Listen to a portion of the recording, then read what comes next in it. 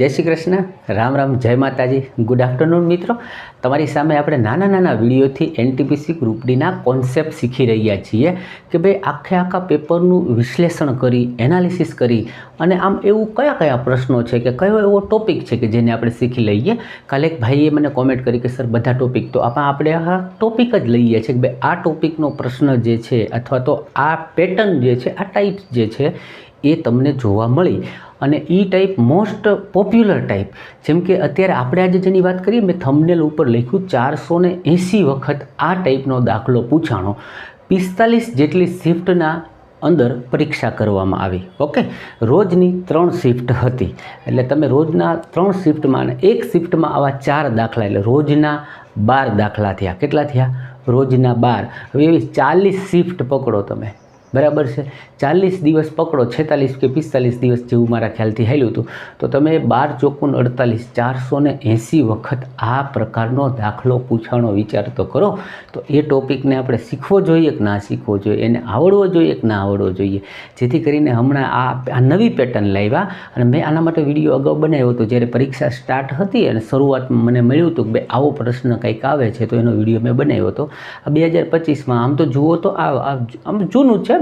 આ છે ને 16 વર્ષ પહેલાં રેલવેવાળા આવું પૂછતા હતા, ફરી પાછું એ લાવ્યા. તો આપણે એને અચૂકથી શીખી લેવો જોઈએ, બરાબર છે.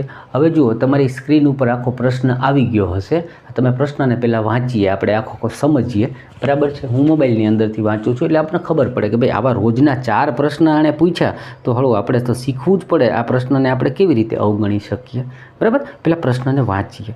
શું કહે છે કે નીચેનામાંથી કયા અક્ષર સમૂહો, બરાબર, નીચેનામાંથી કયા અક્ષર સમૂહો હેજ અને પર્સન્ટેજના સ્થાને આવવા જોઈએ કે જેથી પછી બરાબરની નિશાની માટે 2 ટપકા કર્યા છે, જેને આપણે જેમની નિશાની કહીએ છીએ એવા ડબલ કરેલા છે, અને જેથી એ ટપકાની ડાબી બાજુએ અક્ષર સમૂહની જોડીઓ વચ્ચેની પેટર્ન અને સંબંધ જે છે એ જમણી બાજુ જે પેટર્ન છે એના સંબંધ જેવો જ હોય, બરાબર છે. આવા 4 પ્રશ્ન પૂછ્યા છે અને બધાની અંદર થોડુંક અલગતા છે. હું તમને એક પ્રશ્ન કરાવીશ ને એક પ્રશ્ન તમારા માટે હું નીચે આવી રીતે પાછો ફોટો મૂકી દઈશ કે જેથી કરીને તમે બી પ્રેક્ટિસ કરો, બરાબર છે. પ્રેક્ટિસ વગરનું નકામું છે. ઘણાને એવું હોય છેલ્લા 10 દીમાં નડી લઈશું, આ નથી થતું મિત્ર. એ પરિસ્થિતિ આખી અલગ હોય છે, બરાબર છે, ને આ પરિસ્થિતિ અલગ હોય છે. અહીંયા બોલી નાખવું ને કરી નાખવું એ અલગ હોય છે, ને ત્યાં જે પરીક્ષાના પ્રેશરમાં કામ કરવું એ અલગ હોય છે. ત્યાં માત્ર ને માત્ર તમારું માઇન્ડ એટલું જ કામ કરે કે જેની તમે ટેવ હોય, જે પ્રેક્ટિસ કરીને ગયા હોય એ માઇન્ડસેટ ત્યાં પાછું હેલ્પફુલ થાય. આ પ્રશ્નને જોઈએ જેથી તમે થોડા કુશળ બનશો અને કોન્ફિડન્સ આવશે તમારામાં. ઓકે, તો હવે જુઓ, પ્રશ્ન તો તમે જોયો હજી હશે જ, બાજુમાં રાખીશ, બરાબર છે. એણે શું કર્યું છે કે હેજની નિશાની આપી છે, એની જેમ FLN છે, પછી આ આખું જોડકું છે એને આના જેવું છે, પછી 4 ઓપ્શન આપ્યા છે. ઓપ્શનમાંથી તમારે હેજની સ્થાને શું આવી શકે, ટકાવારીને સ્થાને શું આવી શકે એટલે ગેસ કરવાનો છે. ગેસ કેવી રીતે કરવાનું? કારણ કે એના માટે 4 ઓપ્શન આપ્યા છે. ઓપ્શનને લઈને જ તમારે ચાલવું પડે, એના સિવાય તમારી પાસે કોઈ વિકલ્પ નથી. એટલે અહીંયા તમારી ઝડપ કામ આવશે, તમારી કુશળતા કામ આવશે, તમે કેટલું ફાસ્ટ વિચારી શકો છો એ કામ આવશે. ઓકે, એટલે પહેલું જ ઓપ્શન આપણે લઈએ કે ભાઈ હેજની જગ્યાએ હું BPJ મૂકું, એટલે હું અહીંયા મૂકું છું BP અને J. માનો કે હેજની જગ્યાએ હું BPJ મૂકું તો એની સામે શું FLN, એટલે કે FL અને N આવશે. પહેલા ઓપ્શનને ધ્યાને લઈએ. ટકાવારીની જગ્યાએ જે છે આપણને શું આપ્યું છે XTF, એટલે ભાઈ અહીંયા TX જે ઓલરેડી છે, TX અને B ઓલરેડી છે. ટકાવારીની જગ્યાએ હું મૂકું છું XT અને F.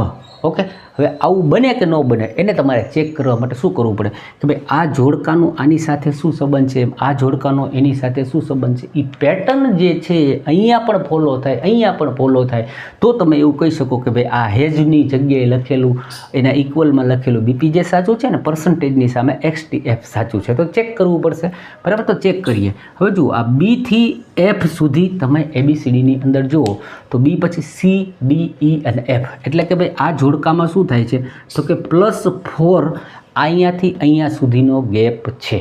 ઓકે, તો એવી જ રીતે આને પણ તમે ચેક કરતા જાઓ.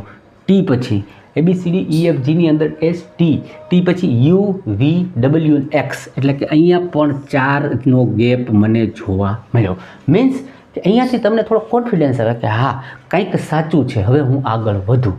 અહીંયા તમને થોડીક સ્પીડ મળશે પરીક્ષામાં. જો આવડવું મહત્ત્વનું નથી, પરીક્ષામાં કેમ આવડવું, ત્યાં કેમ સાચું કરી જવું, ધેટ્સ રાઇટ, એ મહત્ત્વનું છે, ધેટ્સ ઇમ્પોર્ટન્ટ. બરાબર. તો એવી રીતે અહીંયાથી એક હિટ મળી કે હું આગળ હાલું કે ન હાલું. ન અહીંયા મળે ને તો આ ઓપ્શનને ચેક નહીં કરવાનો, સીધું જમ્પ મારીને બીજા ઓપ્શનમાં. તમને હું થોડુંક પિકઅપ આપવા માગું છું.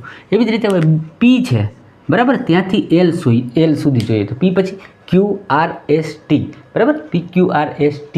તો અહીંયા જુઓ ને તો આગળ નથી જતું, એલ છે એ પહેલાં આવી જાય છે, મીન્સ કે અહીંયા માઇનસમાં સંબંધ છે.